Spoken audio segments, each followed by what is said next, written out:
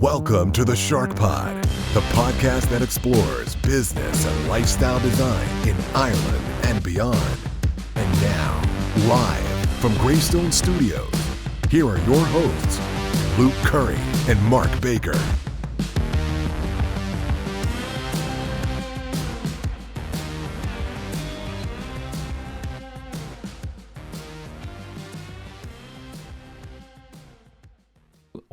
What is up, Shark Nation? Every single week we're going to be running with that. Mark never gets old for Mark here. He's got his little Jaws mug. I've got my SharkPod mug of coffee ready to go. We just topped it up. So Mark, how are you doing? How was the week? Good. Good busy week. You know, you try to ease yourself back into the week, and then the kind of shit hits the fan, which is a good thing in my game in recruitment. Okay. Yeah. You know, you think Monday is going to be, you know, getting your bearings, but then people the phones start ringing straight away, which was big difference compared to last January. Not a lot of phone calls coming in, a lot of outgoing phone calls, but not a lot of incoming. Okay, so you've got the inbound up and running now. Yeah. What a joy that must be compared to going out. I know the first couple of episodes of the SharkPod, we were all about telling people to pick up the phones, get after it, and all that type of stuff. But people, it is nice when we can get some stuff coming into us, right? That's the kind of dream, right? Yeah. So just to give some people some context, if they're listening to this at some time in the future, it's the first week of 2020 back at work for everybody at the beginning of January. So I think it was just kind of some people were getting off to a slow start. I was trying to get off to as quick as start as possible. I know we were talking about this the last time that there's kind of a half an hour while we're doing the setup for the podcast where we waste a lot of our best stuff in the kitchen. So we were trying not to do that today, and we kept it's impossible for Luke to keep quiet. I can't do it. I want to keep on chatting away. So, and then especially if I've got a good idea or something like that. So there's a few kind of things I want to talk to with Mark. That it's going to be like it's like me and Mark just having a conversation, and you guys are just sitting in the corner, you know, being the voyeur. So we'll get into that in a little while. But tell me about. So you're talking about people are coming to you. They're picking up the phone. Are these net new customers? Are they old customers? Who's giving you a call first week? Well, our kind of people that call into us are people who we deal with on a daily basis. It's broken into essentially clients and candidates. Okay. So for people who've just kind of dipped into episode 3, I own a company called finance recruitment company called Darwin Hawkins. So we do finance recruitment for anybody who's qualified accountant, kind of up to senior level in industry, financial services and practice, and some corporate finance as well. So there's 4 of us. My business partner is Niall O'Kelly. So the 2 of us started last November.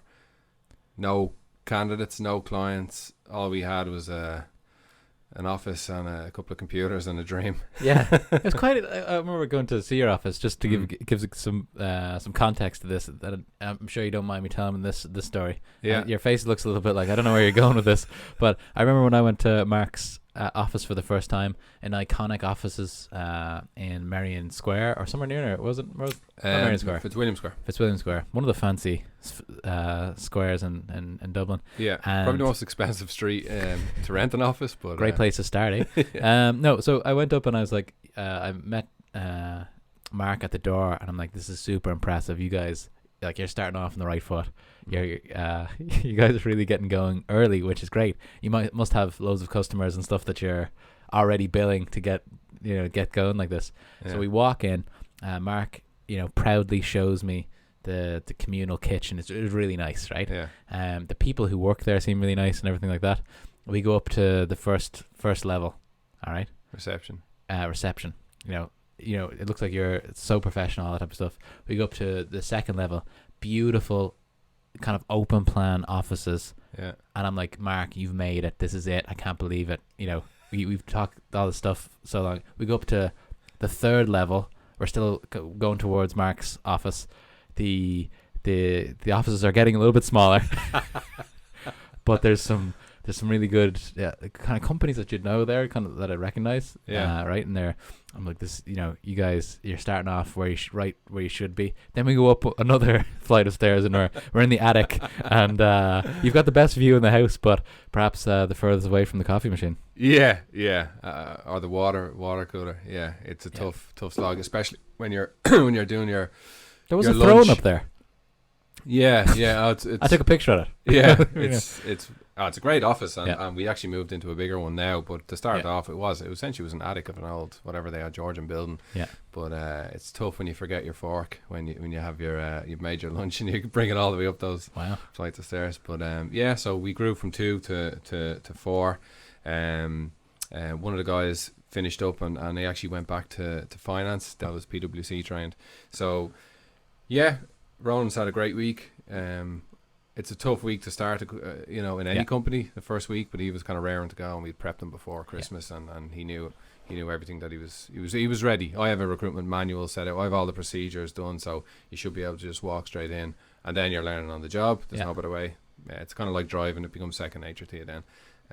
But Shark Nation, are you listening to this? Procedure manuals, incredibly important. You'd be surprised at how little companies are really putting any time into the procedure part, because you're building a business to sell one day, or at least if you're building business, you have to have the ability to sell it in mind, or else it's not worth anything. Do you know what I mean? Yeah, you need to build something. Yeah. So if someone leaves, we need to be able to put a plan in place where you can just plug in someone else, with talent and the background that's necessary and stuff like that, so you can get up and running fast. Like even in Pay, I know we talked about Paypharma quite a lot the last time. They had an incredible onboarding where everything was set up for me. I knew exactly what I had to do. These are the people we're calling today. Super, super organized. HubSpot, and this is something that's known across tech. It's so liberal that it's kind of like you can do it whatever way you want. But I think we could benefit from having more structure in place, for new people joining. Well, there's no better person to create a sales manual or a recruitment manual is what I call it. We have our manual how we do it, and we do it differently to other companies, and then I have a standard of performance, which is essentially the basics that you have to do. You have to do a certain amount of contact a certain amount of people, whether it's on LinkedIn or call a certain amount of candidates who are on the system, just to catch up with them, checking in with clients, you gonna move that? I'm just gonna move this. Sorry. So there's a certain amount of things that you have to do. You not that you have to do. Nobody's held at gunpoint to do them. Yeah. But there is a standard of performance. I learned it in that book. The Score Takes Care of Itself. What's that? What's that book? It's an American football coach. If you're into American football, it's amazing. If it's a kind of leadership book, but this guy put a good bit of a structure on I think it was the San Francisco American football team. Okay. So 49ers. They're a bit all over the place. Doing quite well. They're in the Super Bowl. I never gone. Yeah. Again, you don't have to follow American football, and I don't. But it was essentially, it's if you do everything and rehearse everything and everything is planned and there's procedures in place and they're followed, even when you don't want to follow them, even when you're distracted, just get them done. The score will take care of itself. I like that. Which is great, and it really applies to recruitment actually, because you can be distracted and focusing on one area, and then all of a sudden your leads dry up or your candidates dry up, so you have to keep that going in the background. And look, you're not, if you're hitting all the figures, there's something wrong. You know what I mean? Because that's the nature of it. You're focused too much on that, and you're probably not suited to recruitment. But if you can get the basics of that done, the score will take care of it, and then you'll be. It is liberal in that way, so it's structured on one side, but then liberal on the other. That be yourself, use your own personality. Like I'm very different to Niall, to Ronan, to Angus, who's also very good. Angus is probably more like Niall. David was probably more like me, but everybody has. But combined, myself and Niall, we put this plan onto paper, and if you can follow that, it's hopefully you can. The score will take care of itself. I like that idea though. It's kind of like the idea of a popular book out right now. I can't remember. It's one of those kind of like business books or self-help books where it's like I can just read a few of the chapters and I know exactly what the book's about. I don't need to read the whole book. Do you know that? Yeah, there's an app that does that. I actually signed up to it. It just Really? gives you the gist of every book. I like that. I Yeah. like, just because to save time. It's actually one You of my, don't. It doesn't. The problem is it doesn't register in your brain properly. That's you true. forget it very quickly. Okay. Having a book in 10 minutes. Yeah. What you should do, and what somebody I know does, is actually writes it out. Then a bit like studying, like so. Really? You listen Okay. And then you write out the points. Is he an accountant by any chance? That sounds like a very... No, Anyway. actually, he's an entrepreneur. It's Tom McGovern. Oh, really? Of the McGovern brothers, Brian and Tom. Yeah. Super interesting, because that's the... Well, now that you said that, like I like to... I think it was him anyway. So I'll go back to that book in a minute, but just about reading books, like the books that have the biggest impact on me are the longer ones. I think it's because you're more immersed in it for the whole time. So, like, some of the the Arnold Schwarzenegger book, and I bring up Arnold Schwarzenegger a lot, but that's like 600 pages. That's been, something I've gone back to again and again. Yeah. Which 4 one's Hour this now? Body. Which Sorry, one? The Arnold Schwarzenegger one. Yeah. Total Recall. Oh yeah. I thought you were talking about the Bible of bodybuilding. I've also spent some time reading that. I think you got it for Christmas for me one year. Probably, yeah. That's a great book. Really great book. Great photography as well. Everything in black and white. Just really iconic. I think everybody who's ever taken the gym seriously as a late teenager has bought that book. And like, it's not And even still should. It's like, it's weird. It's one of those ones where it's based on experience rather than science. It's not. I've read those types of sciencey books, and they don't get me going as much as the people who actually execute it. There's a lot to be said for bro science. Sometimes. Hopefully. I've based my life basically on mostly on bro stuff. So, but yeah. So what I was going to say, the book I was talking about, that is a really interesting one. It sounds like the same thing where you're just kind of letting the score look after itself. Is like Atomic Habits. Have you heard of that? It's Oh out yeah, now. yeah. I've been meaning to read that. Yeah. Let me save you the read and just tell you a couple of sentences, and then you don't need to read it. Okay. It's just it's a different way. It's more of a mindset change where you are self-actualizing through doing. So it's very similar to what we've been talking about in this podcast over the last couple of weeks, where you're saying, okay, I want to be I want to be really fit, but you don't actually want to be really fit. You don't want to be really muscular. You just want to get there now. You don't want to have to go through the process to get there, right? Yeah. So what the book is saying is just start acting like the people who are really fit. That's the goal. Yeah. So your goal is not to get 10% body fat. Sorry. Yeah. So I was making a point on the table here. I'm like, Mark, you better listen to me, all right? Okay, I'm talking about habits here, right? Yeah, you're talking to a creature of habit here. Okay, so yeah. I love what I like is books that reinforce what I already know. Love what that. I already Let me think. tell you, Shark Nation is nothing that I like better than being told through print that I'm right. I don't like this. I don't like reading things I don't agree with. I hate listening to you things. have to, and that's the difference. I actually go out of my way to do that. I'm listening to, just trying to get better at this podcast. Like, I'm listening to podcasts that I don't really like. Yeah. Some of them as well, just that are popular, trying to see if I can learn anything there. Yeah. We're going to do our own thing anyway, but it's good to have that exposure. So I'm trying to get like a wide kind of net of all the shark stuff.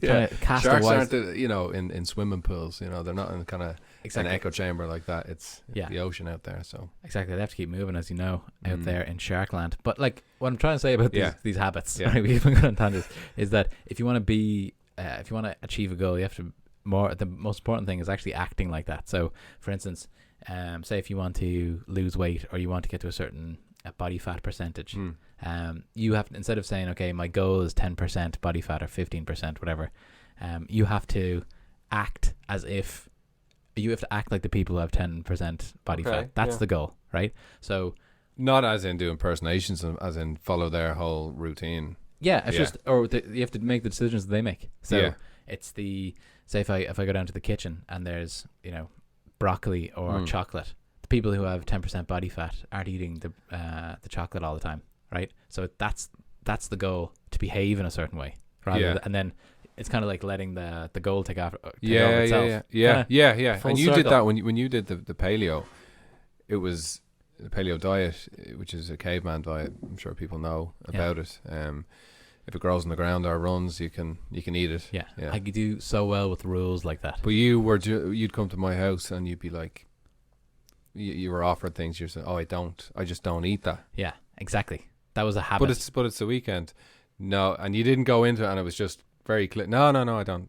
That's not what I do. Yeah, it's not food to me. That's the mindset. Not as in like, how can I make a paleo pancake with paleo friendly chocolate? I don't think that's the way to go. It's you're never going to get off the crack pipe like that. Yeah. And I'm actually in a different mode right now, and I've kind of I've been doing the flexible dieting, which is kind of the macros tracking in the phone, everything like that, and it's actually been quite successful. But I fell off the path. Yeah. In the last 2 days, 3 days, right? And because you get into the habit of just logging all your food, it doesn't matter if it goes over what the target is. I'll still log it though, and I'll give myself a hard time about it afterwards. But it's not rule based. So if I come in and I can have, a chocolate bar or something, that I log that, and then I'd have to stop once I hit the macros, right? Yeah. But I'm not as consistent with this as I was with just straight up paleo, straight up 4 hour body diet, because it's not rule based. You kind of it's almost based on willpower in a way. Yeah. Do you know? You can there's willpower and decision fatigue. That's a real thing. Like, you only have so much willpower throughout the day. Love so you have that to cut idea. that out. That's in some other book, but I definitely agree with that. Yeah. And that's why I actually am a creature of habit, and Niall would always slag me about it, but I get up at the same time. I have my clothes ready the night before. I only have a certain amount of shirts, so it doesn't matter which one I pick. Nice. Always wear a suit. We don't have to wear a suit in recruitment, but we do. Yeah. We're kind of in the finance industry, so we do anyway. But same breakfast, and that breakfast was wrong at one stage, and I was having the same wrong breakfast. I was having too much, or maybe cereal was part of it, So now it's eggs, avocados, tomatoes, a few cashews, nutrient dense or like nutritious stuff. Yeah. And when we did that paleo challenge for October, that's how I actually got that. So that was a fallout of that, which was a good thing. Yeah. Same breakfast every morning. Yeah. Same, gym routine. You want to mix it up a bit. Same lunch. But I don't mind if it breaks. I have to meet people for lunch a lot, so I don't mind if it. But when I'm not doing that, and it doesn't annoy me, I'm not OCD about it. Yeah. Because but it's kind of like the Jocko Willink, the discipline equals freedom. When I was in your kitchen, I haven't read that, and actually Ronan recommended to read that. I think I've got it right here. What's it called again? Actually, no, I've got Dichotomy of Leadership up there. Like that. Extreme Ownership. Yeah, that was it. Yeah, unbelievable book. In fact, one of our first guests will be Oliver, who I gave that book to. He's a special forces guy from Finland. He's going to come on here. I'm going to really try to crack that nut. If he's is that a metaphor, or is he an actual nut? Like, he's got let him.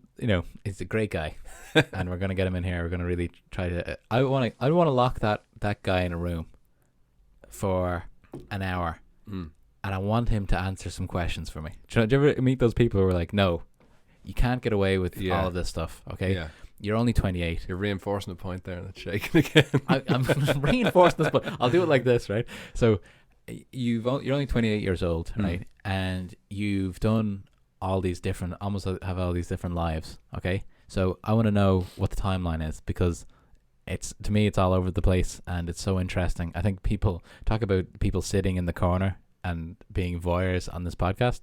That's really, I'd love to just sit in a room and have somebody question him. Yeah. So that's the plan for next week. That's probably the plan for next week. He's actually in Finland this week. We could have done it today. Yeah. But he's up for that. He's been on other podcasts as well. Okay. People have interviewed him because he's such an interesting person. I actually interviewed him. He was the first person I put forward to be hired at HubSpot. Okay. So we can talk about that and how, like, the whole thing is so interesting. Yeah. I added him on LinkedIn, I think. Did you? When you told me about him. Really? And he got back to me straight away, asking how he could help me in any way. He's like, I think that was him. Yeah, he's the most open person ever. Yeah. His dad is Kirk Douglas from Spartacus in the 60s. Do you know the one? Yeah. He's actually him. Yeah, I met him. Second reference to Kirk Douglas we've had on this podcast. He said the career coach or career advisor. Yeah, it's weird that it keeps on coming up. Yeah. But Kirk Douglas, he's out there in Finland. You like a square jaw with a dimple in the chin. Yeah, exactly. You couldn't nail it more than Mr. Colliander. He might be listening to this, but we went. I like hanging out with dads anyway. That's a whole other thing. We talked about this last week. Got one here. You know, I like to hang out with dads. You know, didn't really have too much interaction with that growing up, so went shooting with his dad in Finland into the wilderness, and it was a weird day. We can dig into that as well. A weird day for like an Irish person to do that. Yeah. I swear to God. So it was on the plane. it was on the plane. Yeah. Whoa, So Jesus. I know. Great to see whatever airlines is. I might get. They probably had some knives going back and I forth. think. I have when I was growing up, I had a really vast knife collection that Yeah.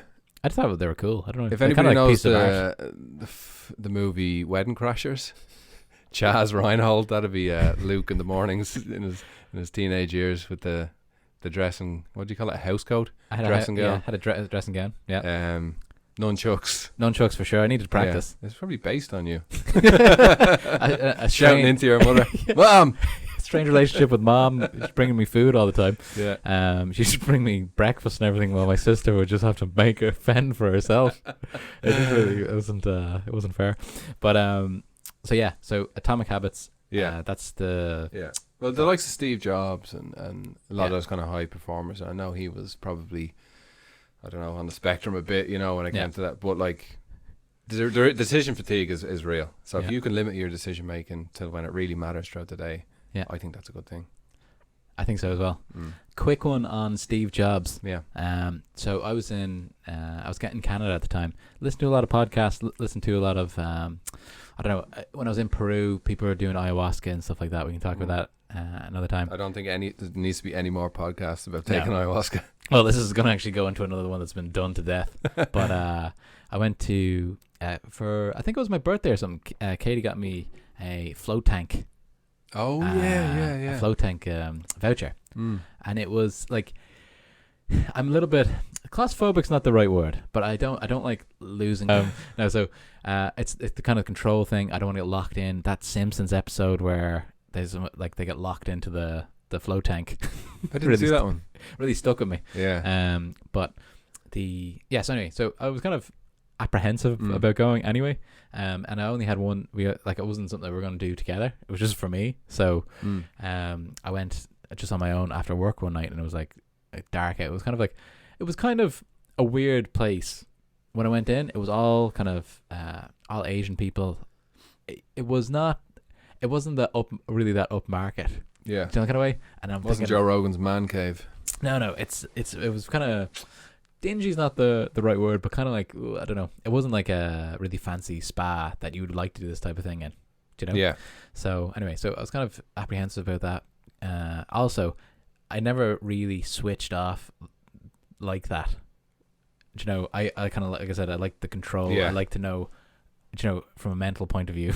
Yeah. I've never done any psychedelic stuff because that sounds like an absolute nightmare to me. Yeah. I get, when I drink, but I never get, like, it's very rare that you'd see me in any way not in full control, being able to drive home if I have to. Mm-hmm. Do you know what I mean? Yeah. Or as my wife says, sometimes I could drive a plane.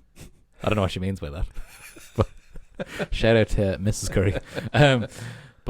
So anyway, so I go in here, and I'm going to come back to the Steve Jobs thing and why this is important. So anyway, I get in. It's 90 minutes as well. So 90 minutes alone with your thoughts. That's a real commitment, right? So anyway, so I go in. The girl says, okay, it's actually the one I got was broken. So they like the filter was broken or something. So they put me in a double wide one. Like for two, like a couple. Yeah. Which that'd first be better probably. The first thing I thought was, what the hell goes on in this water? Oh God, yeah. Do you know what I mean? Yeah. What the hell is this? Anyway, but I got in, and I went over. I got in, and the first few minutes, it's the close of the thing. It's actually way more room than I thought. It's way not as stuffy as I thought. They've got it all sorted out, so there's air coming in. What's the distance from your face to the thing? It's not like one of those machines Pod. You know the ones that you get if you hurt your back. MRI. MRI machine. Sorry. Is it like that? Like they're real close. I don't like that. It wouldn't be too far off. Oh, I'd really? say probably. I would say 8 inches from your nose. That's close enough. Maybe 10 inches. Yeah. Yeah, but like still, like you can't stretch out your arm or anything. It's on Yeah. top of you, right? And it Okay. closes, right? So it closes and it's pitch black. You can't hear anything except for a little bit of the water movement, right? And then she says, just lie down, don't move for as long as you can, and then the water will settle, and then you can't feel anything, right? So the water starts to settle, right? And you can't feel anything. It's the most bizarre feeling, and you're lying there. You don't know if your eyes are open or closed. You're in this type of darkness, Yeah. and it's a little bit. You're in there on your own, and it's probably the most lonely you've ever been. Floating around in space. Yeah, it's a bit like that. And then because apparently if they put enough salt in, this doesn't happen. But the odd time you'd be drifting, but you can't feel it, and then you touch off the side, and you're like, like Yeah. you get kind of creeped out, and kind of takes you out of the thing. But anyway, after about I guess maybe probably like a half an hour before I really relaxed, and then it went by really quickly. But when I was there, I was thinking about thinking about life, thinking about what I'm going to do next. All the type of things that the typical things are the stereotypical things that you'd think of, kind of hippie stuff. Really? Yeah. About I'm going to be a better person, all that stuff. And then I just heard this, and people listening are going to instantly get this, but I thought I was a genius coming up with this. Yeah. And I was walking home, just kept repeating it, right? And it was just like I was trying to get out of it, change the way I'm thinking about things, right? So I just thought to myself, think different, right? Right? And just take that down. Yeah, think different. And I'm like, think different. Just like every time like a problem comes up, just okay, I've got a certain way of thinking. I'm just going to think different, right? I know that's incorrect. Should we think differently? But So anyway, I'm walking home. I'm thinking like, this is really profound. Like, just whatever happens, just think different, and then think a more positive way and stuff like that. Yeah. And then I realized that was the incredibly impactful Apple campaign of the 80s. Apple, think different. I just ripped that off, and I thought it was my idea. So Steve Jobs had got into my psyche in the deepest way with that marketing campaign. Yeah, I'm sure he's done a float tanker too as well. Maybe you connected to him in some way. Maybe, I don't know. But that was my little Steve Jobs story floating around. Different. Think different. But I think it's a good slogan to have, because people are there. Was I talking to you before about, I don't know where I heard it, but it's, if you want to calm yourself down or make sense of a stressful situation, split your brain into two. There's the primal one, which reacts to everything. Yeah. And Never heard this before, Mark. Really excited. Continue. there's not much to it. It's kind of think different. So you're telling me to think different. And okay. then, so there's two sides. It's kind of like a split personality thing. There's your primal one, which is probably right, and then there's the reasonable one. Okay. And so if you think something, imagine that there's somebody else in your brain, and they're going, well, why are you thinking like that? You know what I mean? So split your brain into two, which is kind of what you do if you go, oh, I'd love to, kill that person. You know. Oh, hey now. Bad analogy. Take it. Okay. Or I'm going to give that person a piece of my mind. Yeah. Okay. Let's go with that. It's kind of like, well, think what the other side of your brain, the more reasonable one, with it. Why? Yeah. And then you have to have that internal dialogue.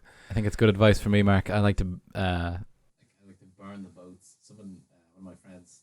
100, 200 of those t-shirts, because it's just easy, and it's just, people love Ireland, and it's an American market. There's UK, there's America, and there's German market. So 3 markets at the moment. There will be more.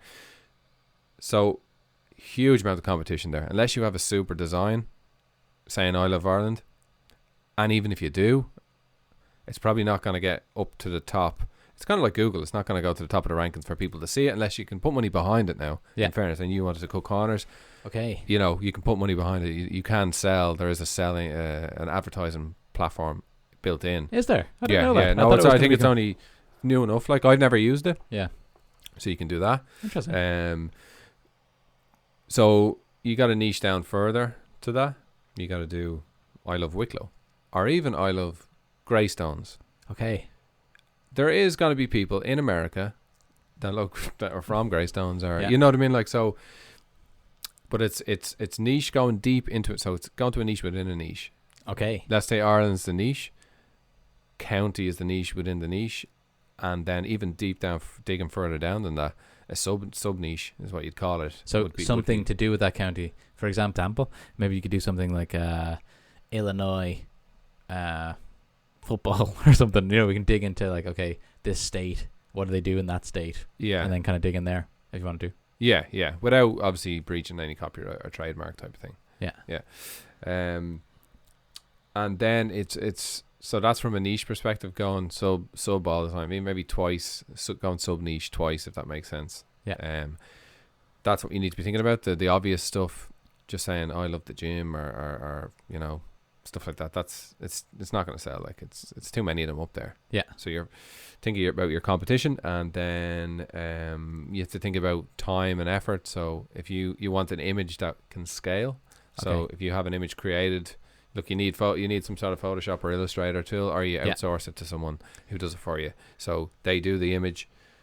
Let's say again, going back to I Love Ireland, they've done the nice font and a nice kind of Irish looking love heart or something like that, you know, and then Ireland underneath. So what you do is you'd buy that design, or you've spent the time making that design, then you change Ireland to Wicklow, to Dublin, then to Greystones. Okay. You know what I mean? So you've scaled that one design that you've paid for or put the effort into. You're scaling it quite easy by just changing the name. I like that idea, Do you know what I because one of So the you've got God knows how many designs you want. one of the things that kind of puts me off, or not puts me off, but one of the things that kind of worries me is the creative, because I know people t-shirts are quite eclectic. They're they're almost like little art pieces for some people that would be buying, you know, t-shirts. I will say that these are more, you can treat it, you can overdo it, you can spend hours designing some cool piece of artwork, scan it up, put it on a t-shirt, and nobody buys it because it's very hard to find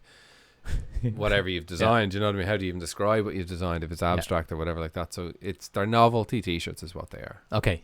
All right, that's kind of might suit me down to the ground. There's other platforms like Designs by Humans, I think is a platform where artists properly do amazing designs, and then that's the t-shirt of the week, and it's limited edition and people buy them. That's a different game. Avenue. Different, completely different. Interesting. So I'll be digging into that. This time the next week I'll try to say, right now I think I've got about 14 shirts up that were up for a long time. A lot of them are not great. What I'd like to do is get like maybe 20 up in a week. Is that too much, do you think? Is that 20 designs or 20 uploads? You can also upload onto 10 different products. It's not just t-shirts now. It's hoodies, there's and do you have a different strategy for like hoodies or do they do mugs or anything? Or no, I'd say mugs are coming this year, I'd imagine, but it's all apparel at the moment. No, you could do different strategies, but you can apply the same image to, but I'd only, at your stage, your tier that you're on, you only have a certain amount of slots. I'd be careful if it was, you know, it was a seller, say it's selling quite regularly, well then put it on all of them. Okay. You know, because there's a hierarchy of what sells. It's t-shirts, probably hoodies, sweatshirts, and then from then on down, you know, long sleeve t-shirts, maybe, you know, it less and less likely. Sleeveless, they're less likely to sell, you know what I mean, popular products. So I'd focus on t-shirts for now. Okay. Hoodies do sell as well, but focus on the t-shirts. Okay, because if I can get this going, it would be, I think, with any project, you need to get some wins on the board. Once I get that kind of taste, then it's like, okay, this is going to be something that it's going to give a return. And also, it's going to be, I'll be tracking it here on the podcast so people can follow along at home, as well as... It's a numbers game. You need to get the tier system higher, as high as possible, into the thousands. So you've got 1,000 slots filled with 1,000 different designs, you know. And it's such a big, what I find interesting about this is that there's such a big, not a gap, what do you call it, like a spread of success. Like there's people who have podcasts about merch where they're not very successful, and then there's some people who are doing merch kind of and maybe leveraging that on something else, and they're killing it, tens of thousands a month and all this type of stuff. Yeah. You know? Well, it's just... Some people just love talking about, you know, like entrepreneurship or stuff like merch, which is a type of business that side hustle kind of. Side hustle. Some people love talking about it, and they don't actually, because it's easier to talk about it than it is to actually put the work in. So they 100%. Put a good bit of work in, they leave it there, and they just chat about it to people, and then they actually leave there. It's like some of the podcast hosts probably wouldn't give as much attention as people that you don't hear a word from. You know, it's such a strange thing because sometimes I stumble across these podcasts, and like there's one e-commerce one that's really good. Yeah. I forget what it's called now, because I don't listen to it anymore because it's not very entertaining. Like, Yeah. But these guys, they're super successful, and they do have good, like good advice for people who are trying to get into e-commerce. Like, I think if you could crack e-commerce, it's you're tapping into, was it 3 billion people shop online or something like that, something nuts last year. Yeah. It's, I might just be inflating that, but it's something crazy in the billions. And print on demand's only one aspect of e-commerce, obviously. Like there's let's get some people in here who've really nailed it. Yeah, and all this affiliate marketing, all of that kind of stuff, and that's what we're going to do. We're going to get people from different things. This is just something I've done, and I've found that it works quite well. This print on demand, you can have your own Shopify store, sell your own stuff, but it's trying to get the audience in that's hard. So you have to know Facebook ads. So that's another skill. But with the likes of using a platform that's already there, like Redbubble or Teespring or Merch by Amazon, the platform is open for you. You just have to put them up. The competition is just bigger. Yeah. But it's probably easier to go on a platform of competition than it is to build your audience. And you don't get to see the email addresses of your customers. You've no customer information when you jump on the piggyback of another shopping, online shopping platform. Whereas if you had your own Shopify store, which syncs, so you have Printful is a print on demand company that it syncs in. I think I spoke about it. It syncs into the back of your Shopify website. Okay. So you get so it's the exact same thing, but you get to retain the customer data, which is huge. Huge. Not only so with HubSpot, I've got a lot of experience with this because that's what we do. We basically take that customer information and then we automate the marketing around that. Yeah. So that's the bedrock of what HubSpot does. It does a lot of customer relationship management stuff now, but the original thing was marketing automation. Yeah. So it's a really big deal if you've got that type of information. Not only so people think that the lists are all about the email address. The email address is like it's an important part. It makes the whole thing work, but it's not going to make you sell more stuff, right? With the proper marketing setup, you can take all of the information about that customer, what they bought, the frequency of how many times that they've bought from you in the last 3 months. You can segment based on that. You can dig into what pages they spent longer on your website on, put that information in front of them more, send them very specific type of offers that would speak to those people. So it's the reselling, essentially. Yeah, exactly. Yeah, people don't often buy on the first view. Yeah. It's probably, the 5th, 6th, 7th before I'm sure there's data around it, but and that's what not a lot of people have mastered, that reselling. No.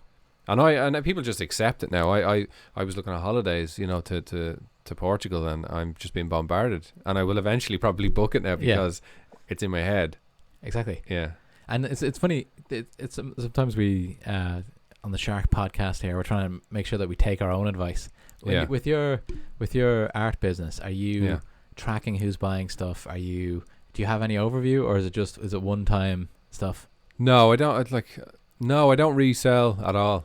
I don't. Okay. My Instagram and Facebook and Twitter, I just I track the process. I show the journey of the painting. I like the one I did recently of the Peaky Blinders one, which I brought in to show that I have started to keep to that one a week to two a month. 2 a month. I document the whole process, so I take a picture of the process, and that's what keeps people interested in. But I don't. Okay. Because I don't know it. I don't know the skill of how to use. I've used Facebook ads, but not properly. Yeah. You can waste a lot of money. Yeah. So I think we should get somebody in. I'd love to get somebody in who's really nailed that. Yeah, and to present it in layman's terms as well. Yeah. Because that's the problem. It can be too much information, and you just say, all right, not doing that. Yeah, exactly. Yeah. And I think that even I work in marketing software, and I'm not even an expert in the nitty gritty of making sure that we're getting a return on investment on those ads and stuff like that. Yeah. I know how to manage the information and set it up and everything like that when it comes to generating more leads and all that type of stuff, or getting the most out of the leads that you have from those types of companies. Yeah. But the actual I've watched a few videos online, and none of them are really what we're talking about here. With I've got $1,000. I'm going to show you exactly how to get $1,001 through spending this on Facebook ads or Instagram ads. There's so much, there's so much out there about it's Do you know, like, so stuff like Gary Vee always saying, okay, you got to get your stuff on Instagram. You know, creative is going to be the thing of the future, all that type of stuff. But like, it's okay to say that, but I don't know how to do it. True. So I think he needs, not him, but people who are. There's a lie in there that yeah, you're right. You should document it. And that's, I do take a bit of inspiration from him, but that's all it is. It's background inspiration or motivation. He's kind of good like that, but there's no practical. It's not really practical, Gary Vee. He says he is, but I don't think he is. Yeah. You can't really be practical at that level to everybody's business. Everybody's business is different. Mine just say happens to be the artwork. The lie is that you produce the content, interact with your customers, with other people in the industry, and the audience the people will come. Build it and they will come. Feel the dream stuff. But no, you also have to use a bit of dark arts in the background. And what people were doing were buying fake followers. That's like a social, would you call it a social affirmation, that people think, oh, he's got 1,000 followers, rather than starting off with 0. I'll like it. Yeah. Even if social proof. That's the social proof. Sorry. That's one of the main things. Yeah. If people out there want to learn about influence, there's a book called Influence by Dr. Cialdini, I think his name is. I might actually look at that. It's Richard Cialdini, I think. It's one of the most interesting books I've ever read. It goes through all of the things that influence humans, and one of them is social proof. So that's 100. That's a scientific thing that you're talking about. The problem with that is that social media's clamped down on that, like Facebook, who own Instagram. Yeah, they've clamped down on it. I never used it for Instagram. I probably wouldn't advise it now. I wouldn't take the risk. Yeah. I don't know what would happen. But you're just saying what goes on out there. Yeah, that's what goes on out there. Yeah. There's bots you can use to interact, but you say you could set up an account that was just average, and there was no content, and just load of pictures and not really interesting, and have a bot running in the background interacting with people or buy followers. You get nowhere because the content is useless. Yeah. So what you're trying to do is attract people to you because you have good content. So you have to have both. But you can't, in my opinion, you can't just have good content. You need to get people to look at your stuff, whether it's ads, which are legit, paid ads. Yeah. That's the legit way, but it costs you money. Costs you less money to use the dark arts, or to use, God knows what is going on out there. But people have like 100,000 followers on meme pages and stuff like that. And it's like, how in the name of God? Well, memes, by the way, are the biggest generators of likes and follows. Meme pages. This is such an interesting thing for us, and we've talked about this a little bit off air, and I think we're going to get somebody in here to maybe tell the people here, because I'd like to have David Delahunty in, who is the 5 ideas a day guy. That's what he's well known. He's a marketer, digital marketer. He's a bit of everything. Yeah. Digital entrepreneur, really. He's very insightful. Don't you love that? Like, he's thinking outside the box. He's using, so it's kind of like swimming upstream a little bit, instead of just going with what everyone else is doing. You're kind of building your own stuff. Yeah. What I learned from my chat with him was, don't just build your product in the background and launch it. Launch it to who? Yeah. Do you know what I mean? Who's out there looking at this new product? You build your audience first. Okay. In that area, and then you launch whatever product you want to launch once you have built a community, or a whatever you want to call them, a tribe. The tribe thing's very important, I think, as well, because especially like there's I know we've talked about Tim Ferriss a couple of times. He's come up. Yeah.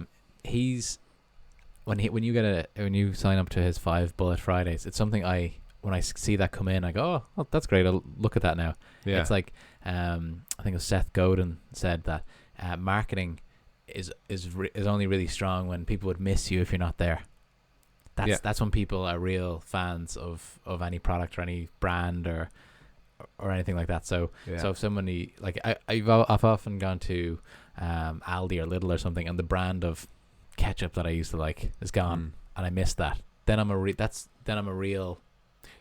customer. It's not like they've done a good job. So it's up to you to figure out what people want. Exactly. To do that, you can look at what other people produce and see what's getting returns and what people are looking at, like the meme thing. For me, I post stuff about my business, online. Darren Hawkins, but it gets attention, but people don't come to me and say, how's recruitment? They come to me and say, oh, I haven't seen much artwork from you lately. Yeah. So I know that's what they want to see. So why do you think that I show the obviously I committed to 2 a month. Yeah, I go brought on. one in. So I had this idea for a Peaky Blinders one. This is fabulous. Look at this. let me Love show the you. baggy cap. It's really cool. I love the in 3 stuff that you do. Yeah. So for the people that are listening just to the podcast, Mark is now holding a picture of the Peaky Blinders up in 3 that you can see on shark.ie or markbakerart.com. And he's kind of holding up it like it's his face, which is kind of freaky. But so, in 3 or actually triptych, I think is triptych. Triptych. Did you coin that? No, I'm kind of trying to own it now. It's a word that it's used for centuries. I think it's derives from Greek or something. It's 3 sections of an artwork, 3 panels. I think is what it translates as. So triptych is easier than in 3, I think. Yeah, triptych. Someone was asking me the other day, what do I call it? And I literally just start thinking, and I said, right, this is what I'm going to call it. So it's really it makes it a little bit more iconic or something. You have to, yeah. Remember I said I used to reach out to, well, I only did it for a few weeks. I reached out to loads of galleries and said, look, this is my stuff. Yeah. This is emails. This is my stuff. Like I do portraits, realistic portraits, and some guy, he's passed away now, but he was the Apollo Gallery used to be a big gallery on Dawson Street. Really liked all the stuff in there. Always wanted to get in, and fair play to him. He got back to me like whatever I was, 19. He said he liked the work and it's very good, but there's 1,000 different portrait artists out there in the country producing stuff. Okay. What's going to make you different? And he said, what's your unique mode of expression that separates you from the rest of them? So straight away, I took that advice and I came up with that. It's such an interesting thing. These little interactions that we have with random people that can set you off on another kind of another track. And that's what I like giving back. If anyone asks me for advice on anything, I always get back to them. And if I don't, call me out on shark.ie. Reach out. Anyway, or Instagram's probably we can reach into the mail bag on that. But no, I think it's such an interesting thing. It's good that if anyone is asking for advice, and I know that you've got them in the past, people reaching out and saying, "Oh, do you have any?" Sometimes maybe I'm making this up because I want this to be real, which is often the case. But people have reached out to you and said, "Okay, is there anything online that I can look, or any tutorials that you're doing? Do you run any courses or anything like that?" Did you ever think about that? Yeah. Oh, definitely. And that's actually written down on this piece of paper here. It says masterclass. A I won't hold masterclass. up the thing because there's other info on it. Yeah. But masterclass, like a weekend of teaching people from 2 full days how I paint, essentially. I think that'd be so interesting for so many people, because there's so many people are out there that they love art but they are missing the little bits. Like they might have the talent. I don't have the talent. No, I can't do anything like that. But I know a lot of people who are great at drawing, but they're not. There's a few things that they're missing to get them to your level. There's a few little tricks that I have that could take you from 10% being good at portraits to at least 60-70%. I don't know. No, you've got a 7-year-old daughter who's a better drawer than me. So I don't know. It's pretty bad. But yeah, no, I plenty of people have asked me, and some people have wanted to come and study under me. Just hold on in the where in my box room. This isn't full time. This isn't the Renaissance, and you are not Michelangelo with an apprentice. You've got a real job, So although I have placed my painting behind me underneath Picasso, so people can see that. Starry Night up there. So that's interesting. So I know we kind of went off track there. We were talking more about the merch by Amazon. So I'm going to keep that up this week. I'm going to try to put up 20 designs. Again, it's fill the slots. Just fill them. Yeah, just that's fill the them focus. straight away. It's that 75% mentality, and then look, we'll try get to the 100%.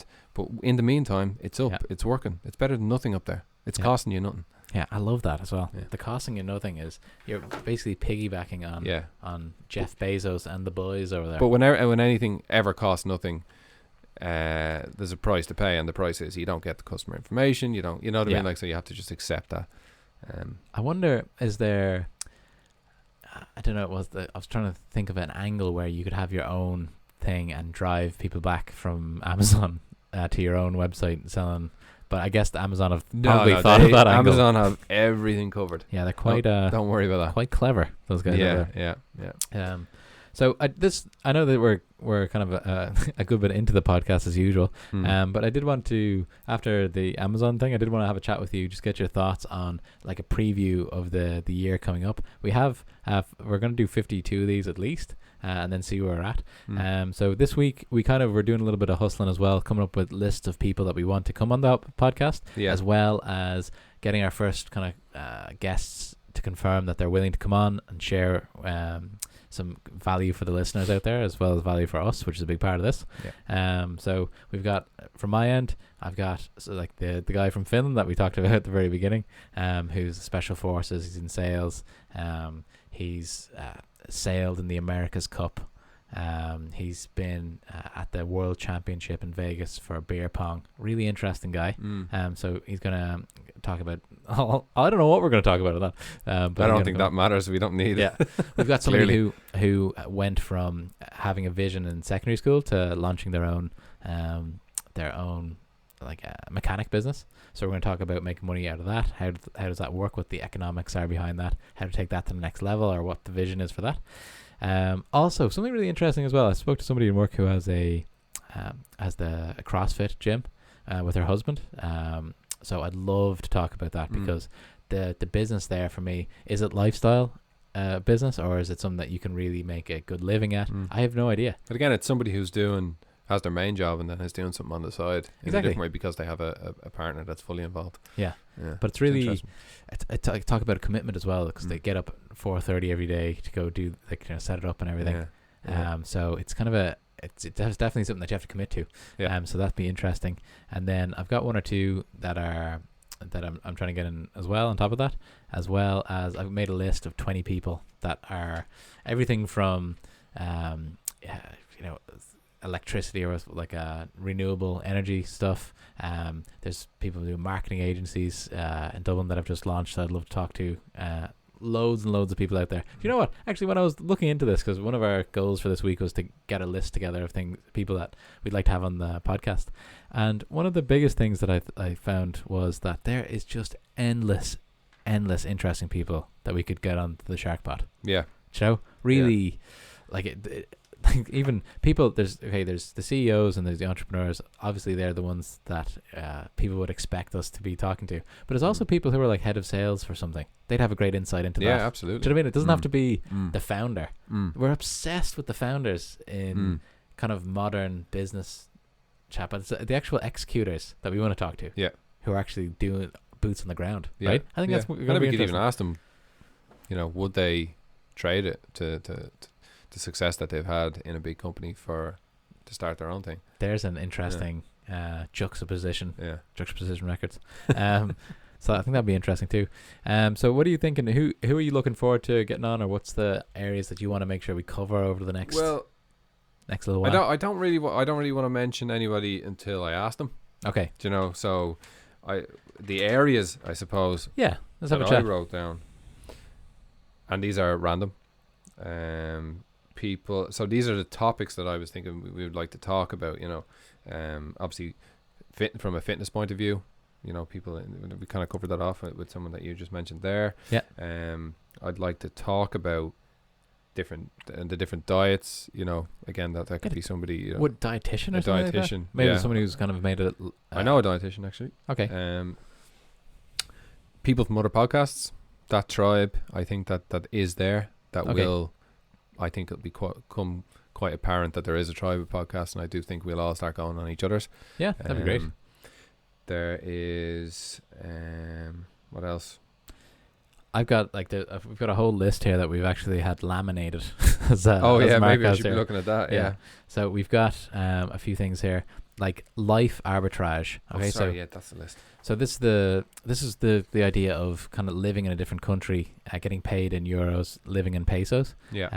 So what I'll do is I'm going to try to reach out to some people that are online that are doing that already, and see if they'll come on, even if it's going to be for like 20 minutes, just to kind of give us an overview of how they made that jump. I know that jump would not be for everybody. But it would be for, I think, a lot of people. Do you know what I mean? So if we could get that going, that'd be great. Look, I'll read down through some of them, right? Yeah, and sure. we won't go in because we're probably nearly 2 hours Yeah, already. we're pushing the time as usual. That's what we do. That's what we do. Here's some of the topics. So if you're out there and listening and you'd like to come on and have a chat, Yep. Please get in contact. Luke at shark.a. So education, people in education, career guidance, people involved in that, investing, how to retire early, property, drop shipping, print on demand, people do online courses, fulfilled by Amazon, building to sell, people who've sold companies, the Love medical sector, content creation, Shopify, networking, I think. So we're talking about networking there. They're also talking about the possibility of building a business around networking. Yeah. I met a woman in Finland last time I was there, and she'd started a speed dating for different industries. So something like that might be something that Darwin Hawkins could learn from if we got her on the podcast. Like, yeah, do you know what I mean? She actually sold her HubSpot in the end. So it's one of our customers. So like I said, there's endless things there. When we're talking, one thing that kind of stood out to me for you, just as a question that I'd like to know, is when would be the ideal time for you to retire? Or do you ever think about that? I don't think I'd ever retire and do what? Like, yeah, I enjoy what I do. That's the thing. Okay. I'd cut out the bits that I don't enjoy. That's what I do. Yeah. So whether if it's the stress of being hands-on in a business or something like that, you take a step back and you oversee things, or I don't. To be honest, I don't necessarily want to retire. That's not the goal here. It depends. The definition of retire depends. You know what I mean? It depends what that is. So I'll always do the art. So I suppose when I'm older, as in proper old, and I'm not, doing a 9 to 5, I'll be painting for sure, and that's great to always have. That's such a nice thing to have. What I'd like to do then is cast, instead of just for fun, instead of saying what age is the right age to retire or whatever, because like you said, I don't think that's really the goal anymore. That used to be the goal, where you work all your life and then you have a nice retirement kind of stipend, but it doesn't really exist anymore. We're all gonna have to work till we're 67 anyway. I wanted to retire from working for someone or something else. That's what so you've done that type of thing. So what happens then? Let's say 5 years down the line. Say 5 years, right? So you'd be 40, 41 in 5 or 6 years. Someone comes in and say, Mark, you've grown your business. It's an incredible business. Like the procedure books that you put in place are just really working well. You're not working in it day to day really anymore. It's kind of its own thing. You've maybe brought it as far as you think you can bring it, and they say, here's a bag of money. I want to take this over, right? What do you do? Say if they give you a few million. So you probably don't have to, if you're smart with that money, you probably don't have to work anymore. Do you roll that into a new business, do you think? Or do you think you just you sit on it? What do you think? What's the play? I do like what I do, so I definitely think there's room for evolution and innovation within the business. So I think I don't know. To be honest, I don't know. I'm not even thinking that far ahead. Yeah. I can't imagine I'd ever just fully go from recruitment. I think there's, maybe I end up doing what James Cahn's doing, investing in other recruitment businesses or something like that. So just being kind of just evolving, like I said, into another, being an entrepreneur still, but just doing something else, and then you'd also have a little bit more petrol to put in the tank. To accelerate. Yeah, that's one option. That's something I definitely consider, and investing in talent. Do some younger talent. Interesting. Young sharks and baby sharks. Some baby sharks. I thought I saw that whales live in a pod, but not sharks. I was going mad. I was like, damn. I thought we were right. Whale pod's not bad either. Whale pod. Yeah. That's what we'll graduate to. Yeah. That's at some stage. For me, retirement. Like, I don't know. It's an interesting one, because sometimes even when you work from home, if I work from home 2 days in a row, it's weird. You're on your own. I could imagine, even if if I had an idea and built a business in a year and raised money, and then it was just such a good idea, the technology, I could just sell it to Intel or something, and they gave me like 5 million. I think you'd be very lonely sitting around the house while everyone's working for the next 30 years. Yeah. Do you like that way? I think you'd go on and do something else, but and that's why we work and the likes of those, are brilliant. Love WeWork. I was there the other day. Yeah. You're in amongst a bit of energy, Yeah. So it'd be kind of good just to go into a WeWork and just go around prospecting, trying to get people for the podcast. I mean, yeah, I think I'll do that because I know people in there. Could be a gold mine. Yeah. So lots of interesting stuff coming up on the SharkPod. So we're never going to retire. We're never going to retire. I think even we talked earlier about the kind of mini retirements that I've taken over the last 10 years or whatever. I've kind of, I was looking at Google Maps the other day and I've kind of gone to all the places I want to go. So the travel piece wouldn't be there. Yeah, I think it was Carl Pilkington that said, where do you go next year? He didn't he didn't want to go on a round the world trip. Where do you go next year? He has a point. Yeah. There's a few places and then you start going like, oh, what's Kazakhstan like? Yeah, Do you know what I mean? You start taking risks and taking unnecessary risks. So it's kind of that like obviously there's more places to go in the world that I'd like to go to, but there's nothing that's calling me like it used to. So if I was retired early, I don't know if that would be a big part of it. You'd like to think that I could do lots of volunteering. I could do some of that now, and I don't. So you can't say like overnight I'm going to become altruistic completely. But maybe you would. I think I'd get really good at like I don't know, some sort of skill that I'd become a very good cyclist. As opposed to retiring, you'd probably like to retire and become Joe Rogan, like live his lifestyle. Yeah. Do you know what I mean? He has quite a good... He does what he wants, to be able to do what you want when you want. That's really what I want. Yeah. I really, really hate asking somebody for vacation days or anything like that. Yeah. That's what I think is... Then you're not free. Yeah. Then you're obviously not a slave or anything like that. Yeah. But you're not an independent person if you have to ask for permission. That's what I don't want to do. I want to be in a position where you don't ask for permission for things. Essentially, it's freedom to choose. Yeah.